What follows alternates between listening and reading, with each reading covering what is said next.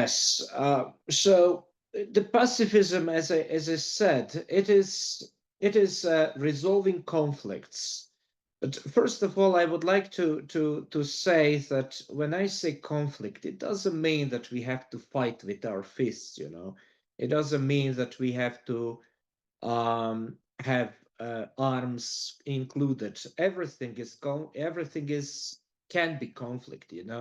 Even if a woman comes home and sees that her apartment is ruined, and the husband is just laying down, it's a conflict. It is.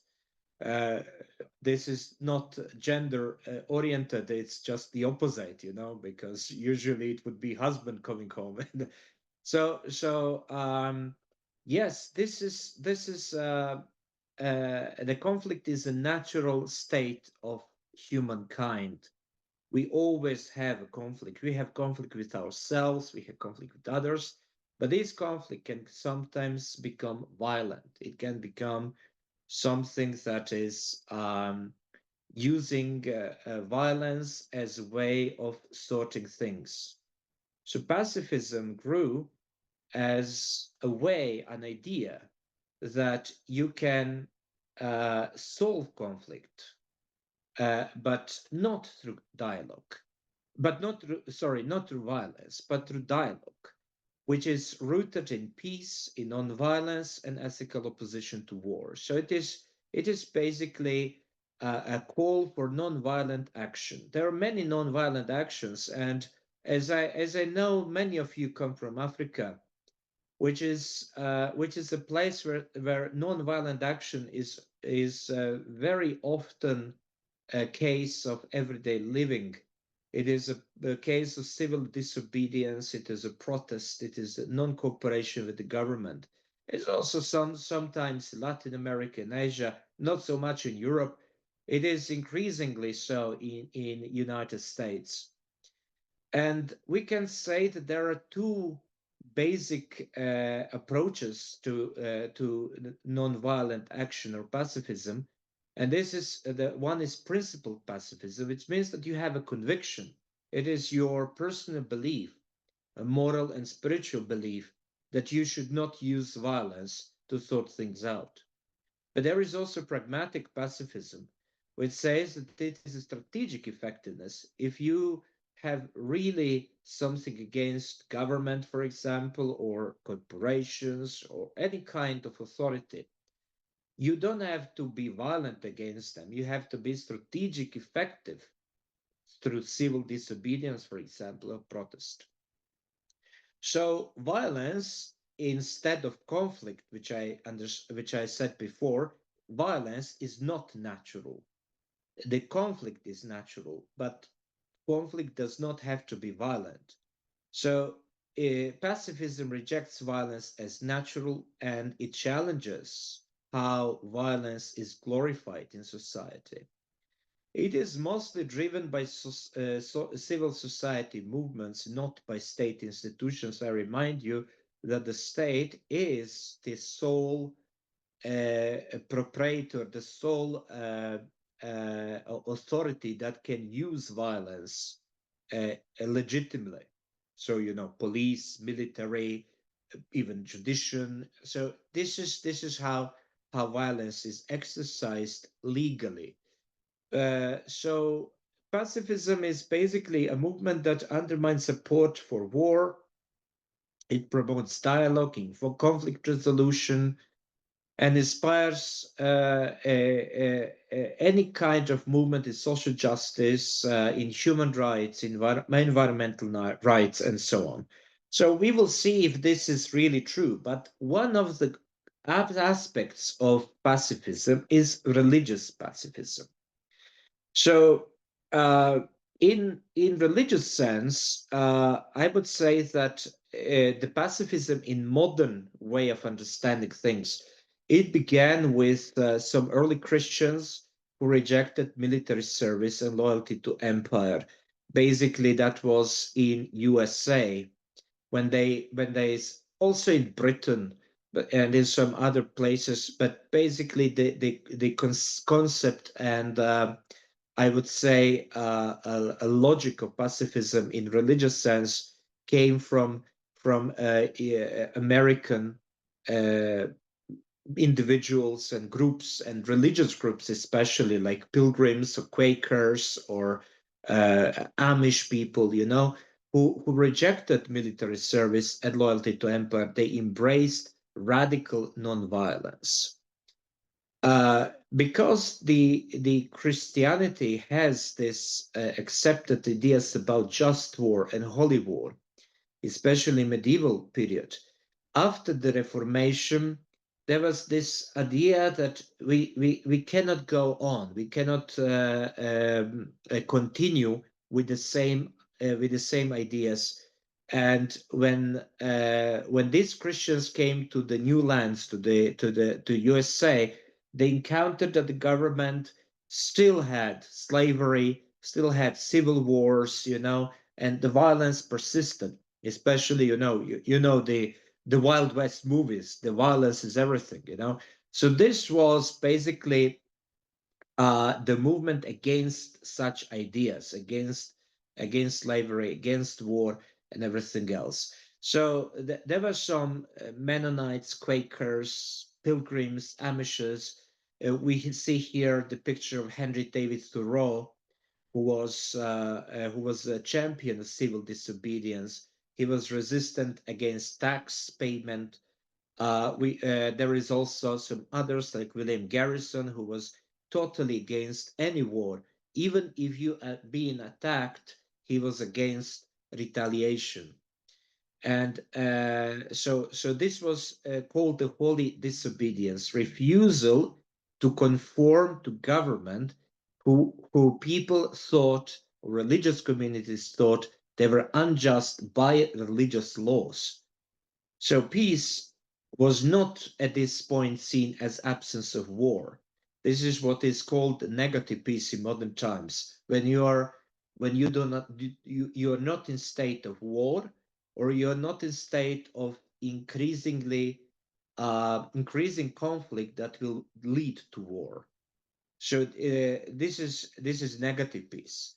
But positive peace is when you say that there is a situation where there is a positive social and spiritual ideal, when things go well, that you do not have to even think about war going on. And in other places in the world, especially I'm telling mostly about modern times. Another case, there is a huge Asian, and I wouldn't say it is only Hindu, but also Buddhist idea of ahimsa, or non-harm, a virtue that is present in many Eastern religions. It is calling non-violence as active moral resistance. So active is an important word here. It's not that you are saying, okay, non-violence is fine, you know, non-violence is a very good thing, and we will now go and have a rest. No, it is not a passive idea. It is an active moral resistance. It means that they should have ways to be non-violent. In ideas of Mahatma Mohandas Gandhi, it was non-harm in thought, word, or deed.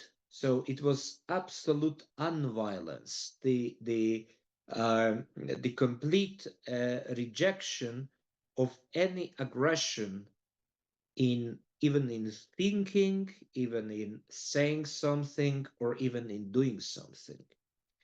So ideal of this non-violence has been seen in six terms in Hindu tradition. So one is vegetarianism, which says that it is a respect for all life, meaning that all life should not be harmed, including animals. I know it is quite difficult for many of us to understand this, but if you want to comment on this, I have also a Christian perspective that says that vegetarianism is good. but let's leave it here. It is a simple living. It is a living where you share things. You do not consume things. It is more like a position where you should live in a communion and not in a capitalist system of consuming as much as you can. He envisioned peace armies, so Shanti Sena, who are trained for nonviolent intervention. This is not army in a way of violent people. It is about every single person, including children, who can treat you non-violently. His basic idea was called satyagraha, a a truth or law force. It is as many of you might know, Gandhi had these peace marches. He was just going, he was just walking through India and saying that the government is unjust, that people should boycott everything that government does and to be disobedient to government, but not in a violent way. You just position yourself, you just show yourself. That is active resistance. It's not passive that you hide in the homes. Of course, in the Hindu tradition, there is also this idea of non-possession, which says enough for everyone's need, not for everyone's greed. So as much as what you need to survive, that's enough. Of course, in today's world, that's quite unusual thing, um, beginning from myself. I know that I use things that I do not need, and this is against this idea of non-possession. And there is those ashrams or communions in India that are built on non-violent living. These are things that exist also in other religions, like kibbutz in Israel or some other places in the world, where you have a communion that is self-sustaining and you live in a non-violent way. Then we have in Europe, we have a very big tradition coming from Russian side, which is also very interesting because we always somehow Russia, we always somehow see Russia as a place of violence, about big army, big military strength. But there is one really famous person, Leo Nikolaevich Tolstoy, who was a big advocate of nonviolence to the point that uh, he even rejected the official Russian Orthodox Church. He was excommunicated from the church because of his standpoint that not even in the vicious times, not even if you are threatened by your life, you should not be violent. So that was complete rejection, radical rejection of violence, which he thought is a Christian obligation. And he was inspired by the Christ Sermon on the Mount. He thought that conscientious objection, so the objection coming from conscience, coming from your belief, is the most righteous path to live in this world. And in the USA, of course, one of the biggest pacifist leader was Martin Luther King Jr. He was also a Christian pastor who used pacifism in Christian way to lead the civil rights movement. And he advocated this also nonviolent resistance and civil disobedience to build what he called the beloved community. The beloved community means not only for African Americans, not only for the Black Americans. It was also for everyone, including the white people. Everyone should be involved in this what he called beloved community. The goal was to gain friendship and understanding through scripture or through he didn't even use the Bible all the time. He was just using the concepts of the Bible to awaken consciousness and to and to foster this nonviolent movement. What is important here, and this is, I think, one of the main characteristics of pacifist movement, is this is not a battle. This is not a conflict. It is the victory is not domination over others. The victory is when we are together, all of us together, unity. So to reach this position, uh, Martin Luther King Jr. He said that you should create a creative tension to reveal hidden social conflicts for resolution. So you should, through your action, you should show publicly what is going on, what is wrong. And if you do not succeed in this, then nonviolent action should be employed in this movement. As you know, I can tell that all of these people that I mentioned, they ended tragically. Martin Luther King was killed. Mahatma Gandhi was killed. Tolstoy died in Siberia in an exile. Um, Many of these Quakers were completely rejected by the government. So yes, it is not a brilliant end of these people, but still, you do not remember people who executed these guys, and you don't know who ordered their killings, but you know them. You know them, and you know their ideas. So their ideas survive. This is what is really important. So, what is nonviolence in more or less in religious terms? So uh, it is because if you are pacifist, if you traditionally refuse violence and war, and you want to oppose it, then you are challenged because you have to think that you're against something. You know, you're often reactive. You react to something, or you wait to prevent violence, which is a passive thing. So this is not what religious pacifism preaches. Religious pacifism in general is what Mahatma Gandhi said is active nonviolence. It transforms pacifism in a proactive and positive movement for social change.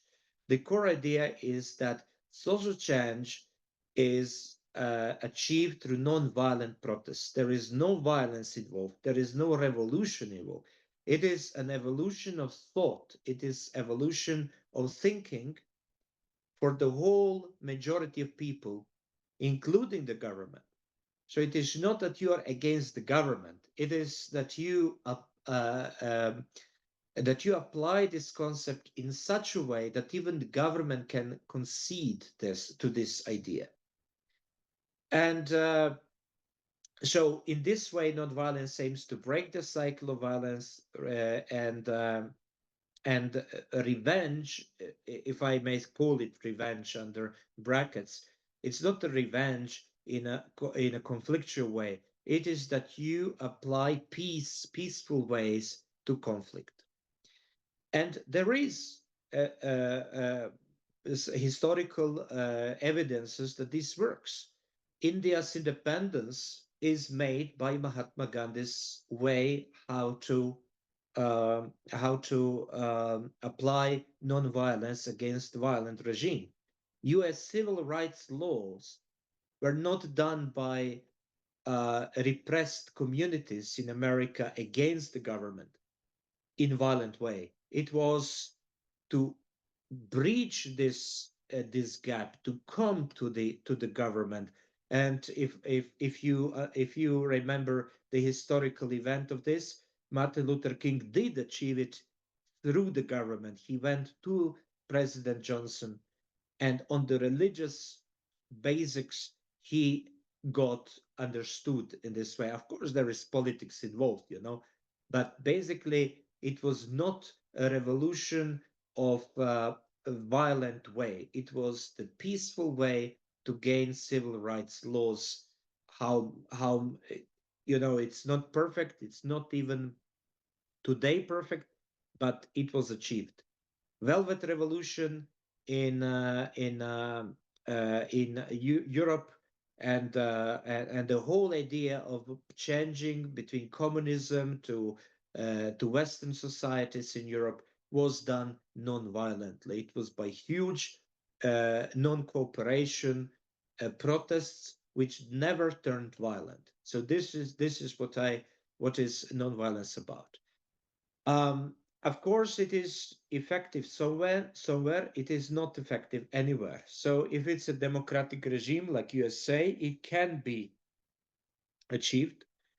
On the other hand, if it's authoritarian government, you can be ignored or violently suppressed.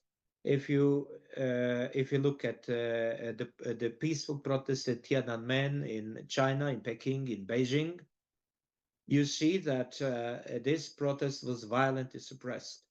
It is the same in many other countries, in Iran, in Myanmar, in Hong Kong, in many other places, in Uganda, for example, in Kenya sometimes. So it is not a one-way road. It is not that you're non-violent, so you will succeed. No, that's not it. So non-violence often leads to compromise because you cannot breach this authoritarian rule, which can be slow, but it can be also inclusive.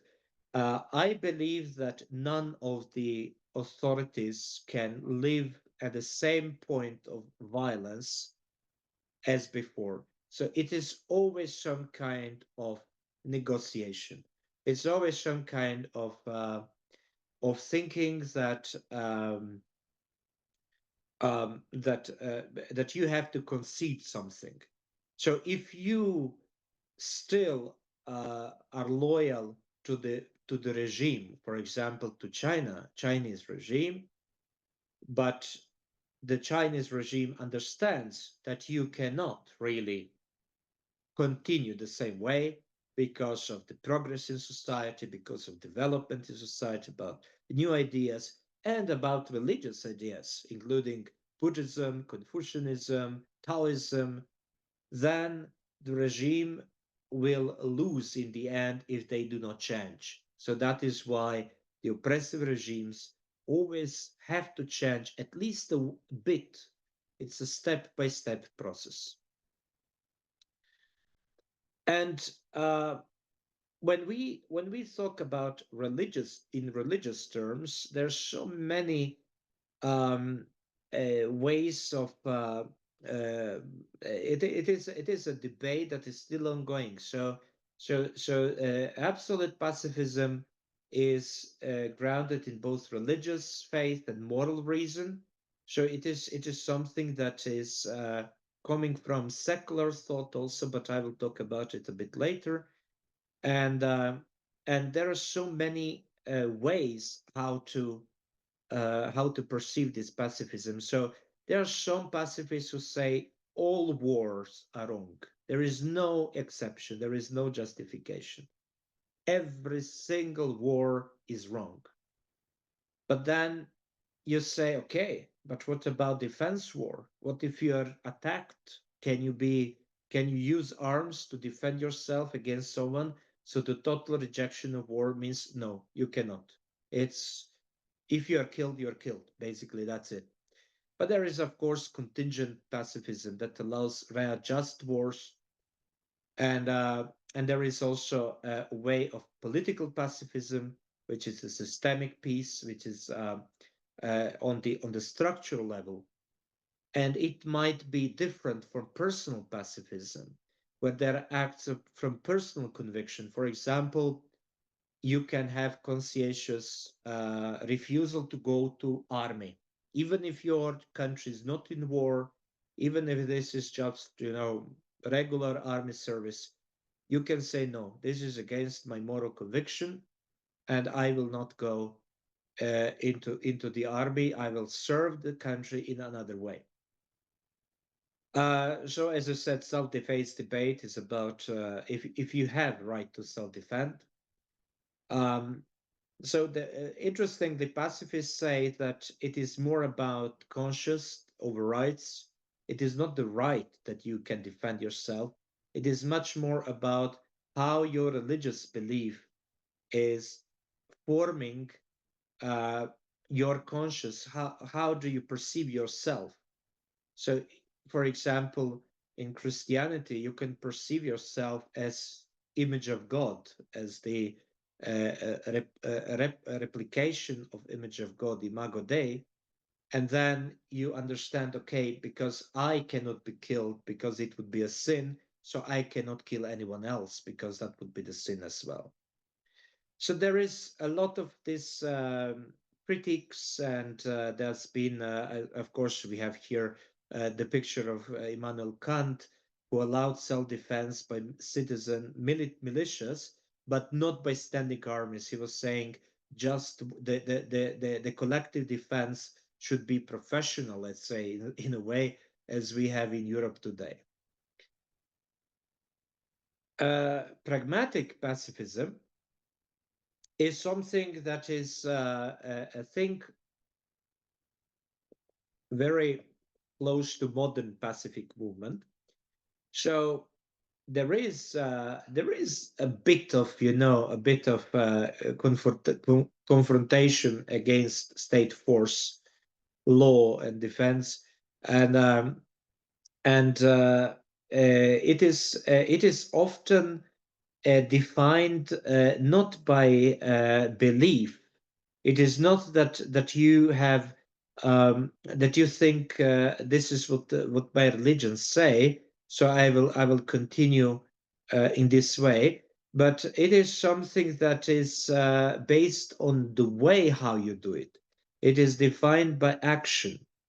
So in many modern non-violent movement, it is the power of the people. Basically, you have a huge amount of people coming out in the streets, and this is something that is making an impression, especially in modern media age, when even you have like 5,000 people in the street in 1 million city, it will be effective. It will be something that is changing things. So the moral responsibility of the pacifist view is not just to reject war or not to or not just to oppose the violent forces of the government, if it is, or any other authority that exists, but it is basically a moral responsibility. What is your religion saying? What is it that your ideals through religion say? If you have, I don't know, for a single religion that says you should go out and first of all you should kill, you should pillage, you should burn, you should rape.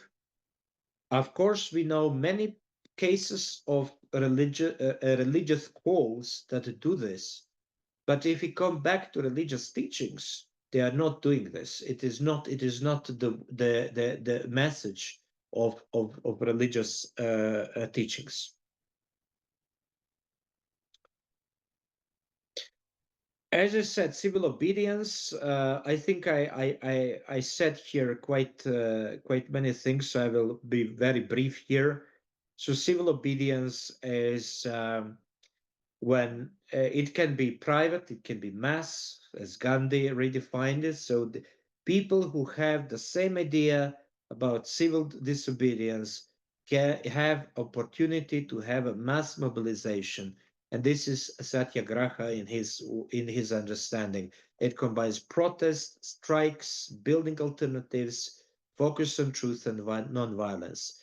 And and the way how to do it is not to attack. It is the other way around. It is to dialogue, to patience, to have compassion. I remember, the Islamic Revolution in Iran. Also, it is something that turned out violent in some ways, but it was completely non-violent way of acting against the regime of the monarchy. And I remember one because I was researching it. I wrote a book about it, and there was one very specific call, which was civil disobedience call. They said even if it takes 200 years, we will continue with our path. So this is patience. It is called revolutionary patience. You have to be patient, even if it takes generations. This is the right path. So this is also what Gandhi was saying. It is patience, dialogue, always open to dialogue, and always being compassionate to everyone, including those who are violent, but be always ready to protest, always ready to strike, always to promote alternatives, not to humiliate the adversary, not to be violent or to convert the adversary, but to be respectful. So that is why it is very difficult. This is hugely difficult, especially in polarized societies as we have today. This is something that has a long history in Europe. It has history to Protestant movements of Zwingli, to Quakers who resisted conscription. They were ready to go to jail. They were ready to be fined, but they wouldn't take arms in army. So it took generations, but today you don't have to go to the army in Europe. So this is what is important here. Uh, Again, this is a very what I was talking before, conscious. So it is moral conscious. It is the religious belief that says that some legal obedience is not correct. It is not right. So the higher law, the God's law, the universal moral law, if you want, in a more secular way, is the thing that you should follow. So this is the way how one religious movement in Europe and in USA, Quakers or Society of Friends, was seeing that example and ethics coming from the Bible is over politics. It is always over politics. So even if it costs you your life, even if it costs you jail, you should pursue it. That's what they thought. And one thing that I'm very I'm always glad to because this is some kind. I'm not really a pacifist in this sense, but this is something that I really believe. You should always be not against, but for something. So you don't position your idea of your worldview. You don't position against something. You always say, I'm for something. It is not the goal to destroy your enemy. It is to convert the enemy. It is to bring the enemy back to the shared humanity. And that is what is so difficult. I can tell you why, but it would be another lecture. It's a more theological way. Today, there is a lot of these ways how to peace activism, how it can be led from the grassroots, but there is a kind of even I would say militant peace activism. There is a lot of unsolved issues like how to use this peace building tools, how to do non-violence.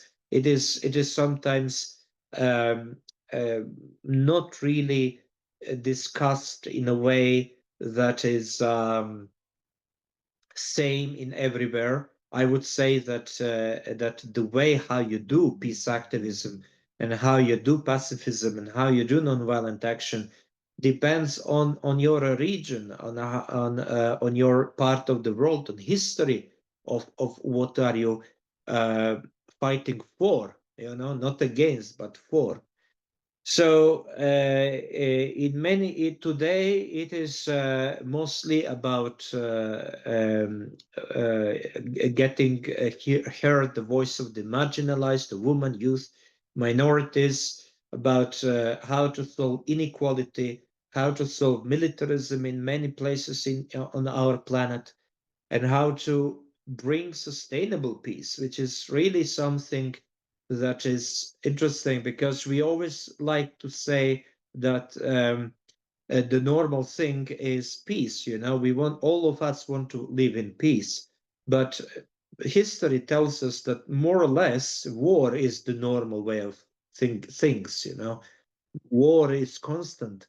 Peace comes here and there, and this is what we have to overturn. There is also environmental justice. There is also like Greenpeace, as you can see on this.